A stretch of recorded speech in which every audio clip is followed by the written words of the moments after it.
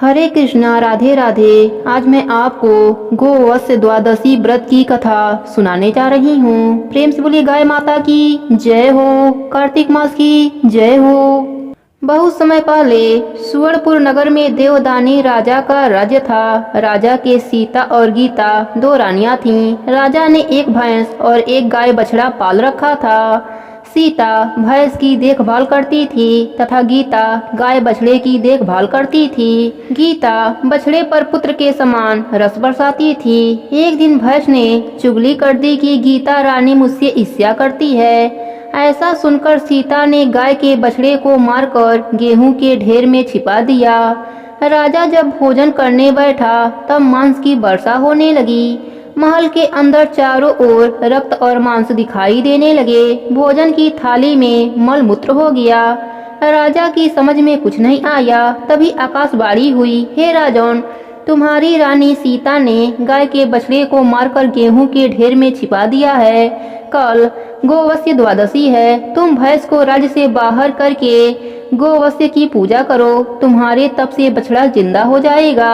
राजा ने ऐसा ही किया। जैसे ही राजा ने मन से बछड़े को याद किया, वैसे ही बछड़ा गेहूं के ढेर से निकल आया। यह देख राजा प्रसन्न हो गया। उसी समय से राजा ने अपने राज्य में आदेश दिया कि सभी लोग गोवत्स द्वादशी का व्रत करें। गोवत्स द्वादशी के दिन गाय और बछड़े को पूजने का विधान बन गया। पूजने के बाद उन्हें गेहूं से बने पदार्थ खाने को देने चाहिए। इस दिन गाय का दूध व गेहूं के बने पदार्थों का प्रयोग वर्जित है। कटे फल का सेवन नहीं करना चाहिए। गोवत्स की कहानी सुनकर ब्राह्मणों को फल देना चाहिए। प्रेम से बोलिए गाय माता की जय हो। अब सुनते हैं गाय माता के चमत्कार की कथा। एक गांव में सरला नाम की एक औरत रहती थी। वह बहुत गरीब थी। उसके पति का स्वर्गवास हो गया था। उसकी एक 5 साल की पुत्री थी। सरला गांव के गायों के गोबर बटोर कर उसका उगला थापती और बाजार में बेचने जाती। इसी से उसका गुजारा चलता।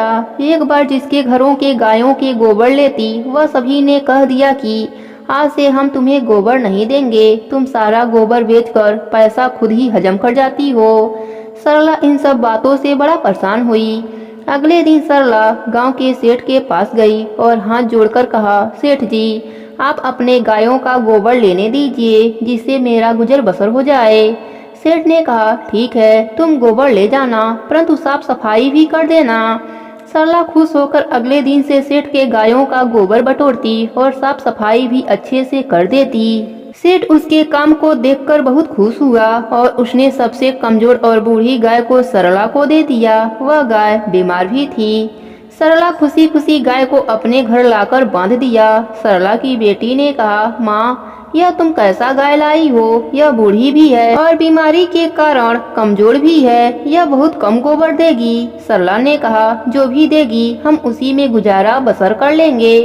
अब सरला उस गाय का खूब सेवा करती, उसको नहलाती, चारा खिलाती। शास्त्रों में कहा गया है कि गाय के शरीर में 33 कोट के देवी देवता वास करते हैं। गाय माता अगर चाहे तो पल भर में किसी को भी अमीर और गरीब कर सकती हैं। यही सरला के साथ भी हुआ। गाय माता अगर चाहे तो पल भर में किसी को भी अमीर और किसी को भी गरीब कर सकती हैं। यही सरला के साथ भी हुआ। गाय माता उसकी सेवा भाव से इतनी प्रसन्न हुई कि सोने का गोबर करने लगी। अब सरला के दुख के दिन खत्म हो गए।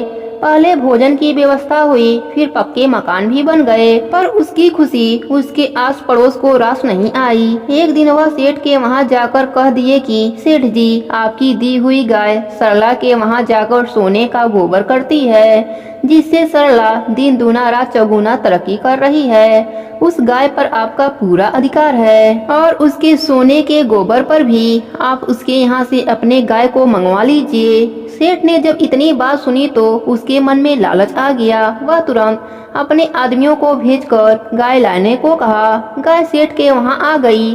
सेठ ने अपने आदमियों से कहा, इस गाय को घर के अंदर बांध दो। जब सोने का गोबर करेगी तो चोरी नहीं होगा। शास्त्रों में कहा गया है कि गाय कल्प वृक्ष के समान होती हैं, पर अगर मन में लालच लेकर मनुष्य गाय की सेवा का फल की इच्छा रखता है तो व्यक्ति को उल्टा परिणाम मिलता है। यही उस सेठ के साथ भी हुआ।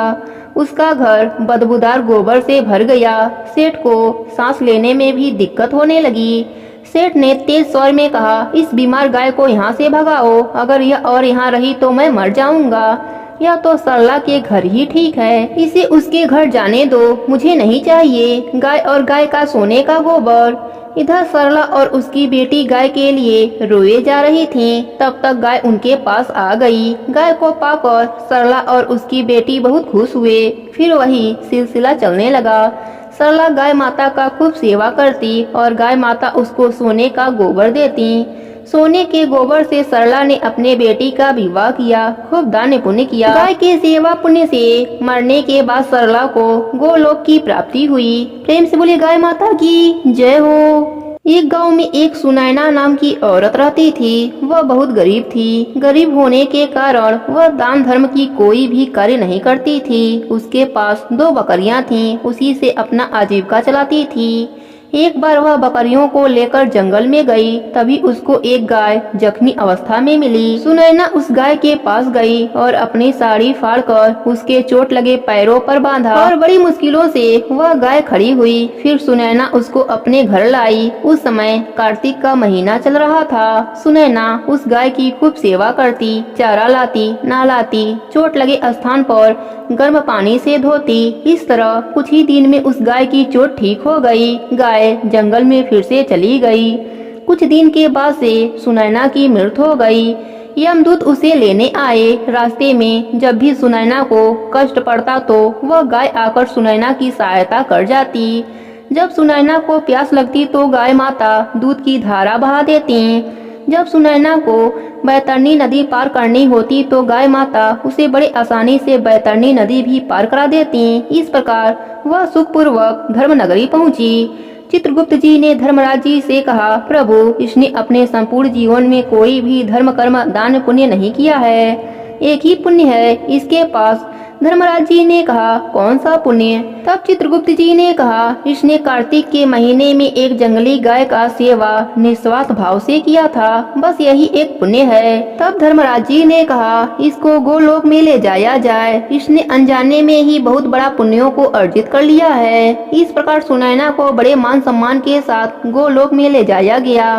वहाँ पर वह सुख से रहने लगी। इस प्रकार कार्तिक का महीना अत्यंत पवित्र और पुण्यों को अर्जित करने वाला माना गया है। जो मनुष्य कार्तिक स्नान करता है, कार्तिक की कथा कहानी सुनता है, वह मरने के बाद सुखों को भोगता है। प्रेम से बोलिए गाय माता की जय हो, कार्तिक मास की जय हो। बहुत पुरानी बात है। एक गांव में एक सेठ सेठानी रहते थे। सेठ बहुत पैसे वाले थे। पूरे गांव में उनकी बहुत इज्जत थी। लेकिन सेठ सेठानी को औलाद का सुख नहीं मिला।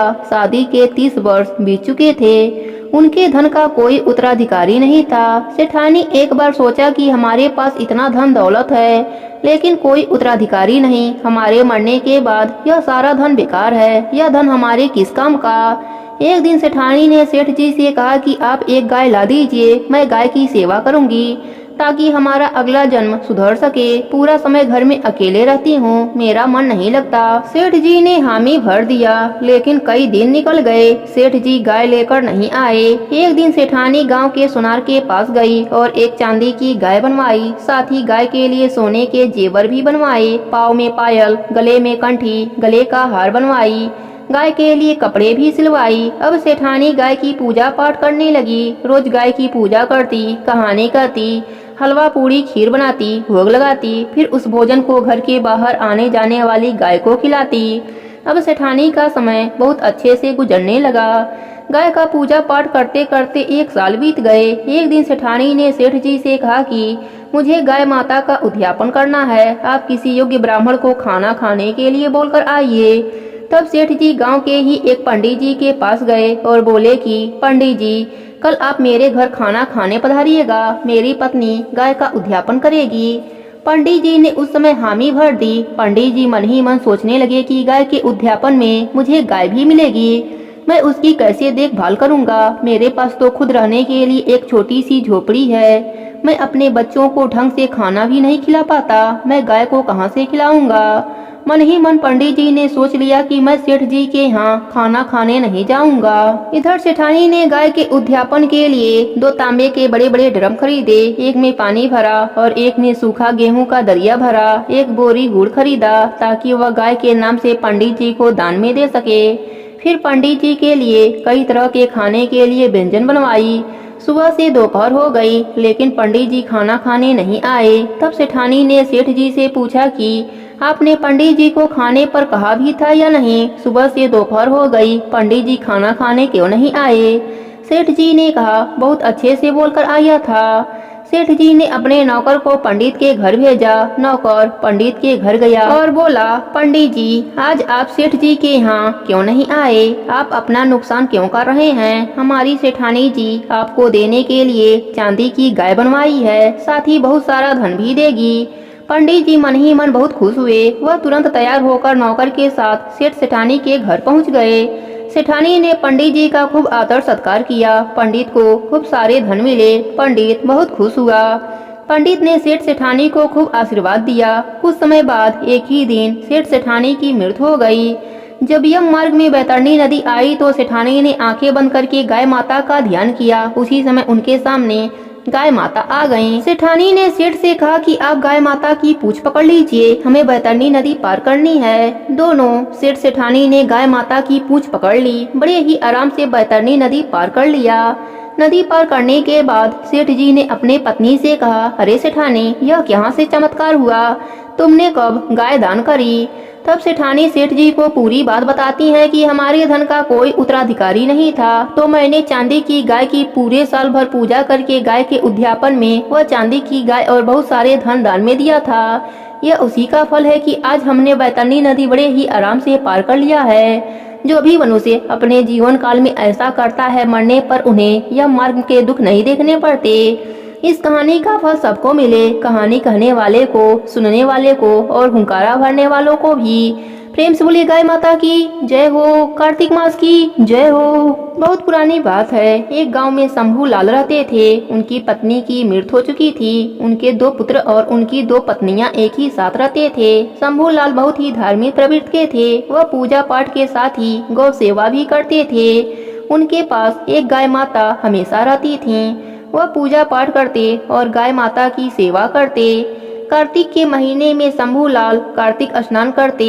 उनका गांव नदी किनारे बसा था। वह नदी पर स्नान करने जाते तो थोड़ा सा गाय का कच्चा दूध ले जाते। पहले स्नान करते, फिर गंगा मैया को गाय का दूध अर्पित करते। एक दिन उनकी गाय घास चरते चरते जंगल में चली गई। शाम होने वाला था। शंभू लाल ने अपनी बहुओं से कहा, मेरे स्नान करने का समय हो गया है, अभी तक गाय वापस नहीं आई। तुम दोनों बर्तन लेकर जाओ और जहाँ गाय माता मिले वहीं उनका दूध निकाल कर लाओ। दोनों बहुओं ने ससुर के आदेश के अनुसार बर्तन लेकर गाय को खोजने निकल गईं। उनको जंगल किनारे खेत में गाय और उसका बछड़ा नजर आया। दोनों बहुएं गाय के पास गईं। बड़ी बहू ने कहा, छोटी देख, गाय अपने पूरे शरीर पर गोबर लगा रखी है। बाप रे बाप, कितना गंदा लग रही है। कौन इसका दूध निकालेगा? मुझे तो बहुत घृणा महसूस हो रही है। बछड़े के भी शरीर में गोबर लगा था। बछड़ा ने जब बहुओं को देखा तो खुशी से छोटी बहू के पास आया, पर छोटी बहू ने उसको डंडा से मारने लगी। बोली, इतनी दूर आने की क्या जरूरत थी? हमारा चलते चलते पैरों में दर्द हो गया। छोटी बहू ने गाय के बछड़े को मारती रही। बछड़ा अपने बचाव में एक गड्ढा में गिर गया। गाय यह सब देख रही थी। उसकी आंखों से आंसू निकल आए। उन्होंने श्राप दिया कि बड़ी बहू के शरीर में कोढ़ निकल जाए और छोटी बहू बाझन हो जाए। उन दोनों बहुओं को इस श्राप की बात पता नहीं चली। वह दोनों घर आए। बड़ी बहू के शरीर में जलन होने लगा। धीरे धीरे उसके पूरे शरीर में कोढ़ फूट गया। वह दर्द से बहुत रोती। इसी तरह कई साल हो गए। ना बड़ी बहू के शरीर का कोढ़ ठीक होता और ना छोटी बहू को बच्चे होते। शंभू लाल पूजा करते वक्त भगवान से कहते, प्रभु हमारे किस अपराध की सजा हमें दे रहे हैं? बड़ी बहू के दर्द का चीख मुझे सहन नहीं होता और छोटी बहू का तो नाम ही बाझन सारे गांव वाले रख दिए हैं। प्रभु मुझे यह सब देखा नहीं जाता, आप सब ठीक कर दीजिए। एक दिन भगवान साधु के भेष में शंभू लाल के घर आते हैं। शंभू लाल साधु महाराज की सेवा करते हैं और घर का दुख बताते हैं। साधु ने कहा, शंभूलाल, तुम्हारी बहुओं पर गौ माता का श्राप लगा है। गौ माता ही उन्हें ठीक कर सकती हैं। शंभूलाल पूछते हैं, महाराज हमारी बहुओं को कब और कैसे गौ माता ने श्राप दिया? तब साधु महाराज बहुओं को बुलाने के लिए कहते हैं। बहुएं आती हैं और उस दिन की घटना महाराज जी बताते हैं। बहुएं कहती हैं, हाँ पिताजी, हमसे गलती हो गई, हमें क्षमा कर दीजिए। साधु महाराज कहते हैं, बड़ी बहू, तुम अपने पूरे शरीर में गाय का गोबर लगाकर 7 दिनों तक स्नान करो और उसके बाद गाय माता के पास जाकर उनसे क्षमा मांगो तो शायद वो अपना श्राप वापस ले लें। और छोटी बहू, तुम नहा धोकर गाय का गोमूत्र 7 दिन तक पियो और उसके बाद गाय के पास आकर उनसे क्षमा मांगो तो तुम्हारी भी श्राप समाप्त हो जाएगी। साधु बाबा के बताए गए उपायों के अनुसार दोनों बहुओं ने ऐसा ही किया। बड़ी बहू का कोढ़ ठीक हो गया और छोटी बहू को गर्भ ठहर गया। अब शंभू के घर में गौ माता की कृपा से खुशियाँ वापस आ गई। इस प्रकार गौ माता के सेवा करने से अनन्य फलों की प्राप्ति होती है। हे गौ माता, जैसे आपने इन सबों पर अपनी कृपा करी, वैसे ही अपने सभी भक्तों पर अपनी कृपा बनाए रखना। प्रेम से बोलिए गाय माता की जय हो, कार्तिक मास की जय हो।